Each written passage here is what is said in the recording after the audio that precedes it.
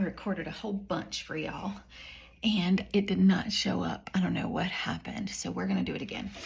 So I just take little paintings and mark make with some of my favorite items. And so I wanted to show you, like, a lot of what I do, I will just do, once I'm done with the painting, I'll take the palette paper, this thin stuff, and I'll mark up the palette paper and I'll cut that out and frame it in little mini frames, sell it for like $20, $25. That way original art is affordable to even more people. So I'll cut different areas of these out, but all of these different mark making tools, I just want to show you, and I'll just mark make a little bit more on one of the other things I did. Just real quick, this is one of the palette pages that I had and I marked up, and I absolutely love it.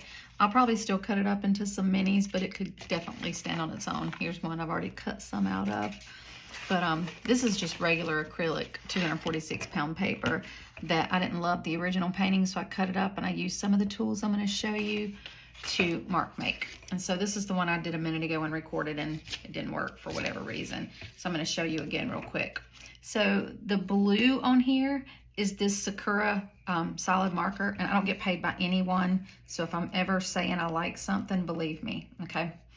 And I want to show you what this does up close. So since it's acrylic and not oil, it dries. If you look at this up close right now, you see the texture is really, really smooth. You can do like lines in this that just look incredible with a palette knife.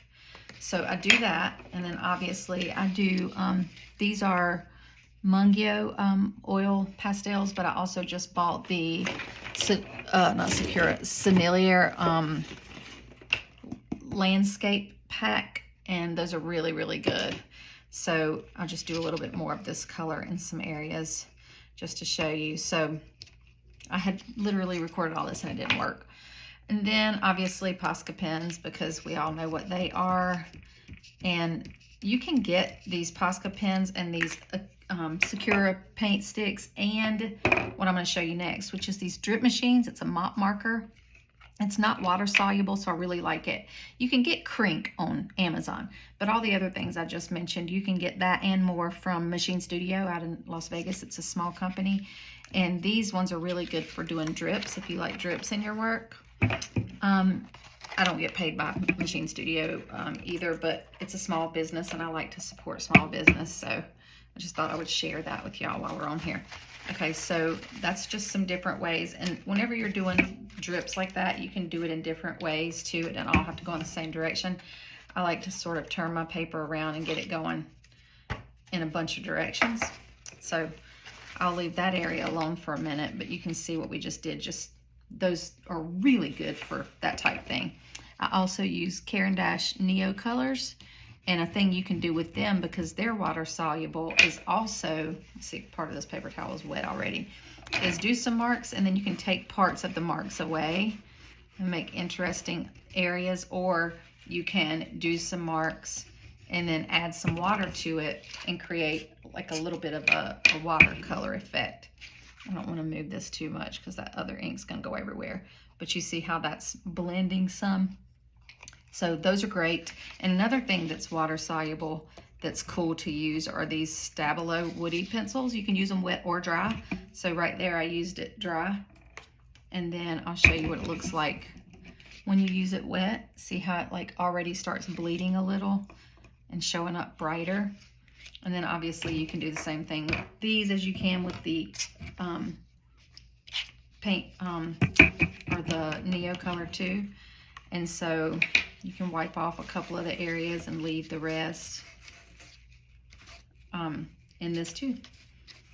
And I'm just gonna dab up some of that water because it's getting everywhere right now. And this is all just for an example. Okay, so very favorite thing are these, and you can get them on Amazon or you can get them at Machine Studio. Crink water soluble, you can get those. They're mop markers too, they're just smaller. Those on Amazon. The drip machines from Machine Studio are one of my favorite things to use. They also have metal markers, which are really cool. But mark making tools, palette knife, and these palette or scraper, I don't know what you call these, to be honest with you, but I have all kinds of these. And honestly, like, if you believe in Temu and don't mind it, you can get it on there really, really cheap. But what I'll do a lot of times is once I get a page that I've just done a bunch of marks on for no rhyme or reason, I'll take, let's say, let me pull one to the side real quick. I'll take the page, and I have a whole bunch of little frames I get from Amazon, and I will take a little frame thing and just do like this, take a picture of a good area of composition, and then I'll paint that stuff, pretty much the same kind of thing with colors and composition, on like a 30 by 40 canvas. So I get my own ideas for color and composition from doing just some mark making on some random things. So that's just some of my hacks for mark making. Obviously I use this fine line applicator too. I used that right here. You can get those on Amazon or also on Temu. You can get them by more than one at a time, and these tiny ones, and those work just as well. And then obviously, like everyone else I'm sure in the group, I like to use inks for mark making as well. So that's just some couple of little tips because I'm obsessed with this group. Have a great day.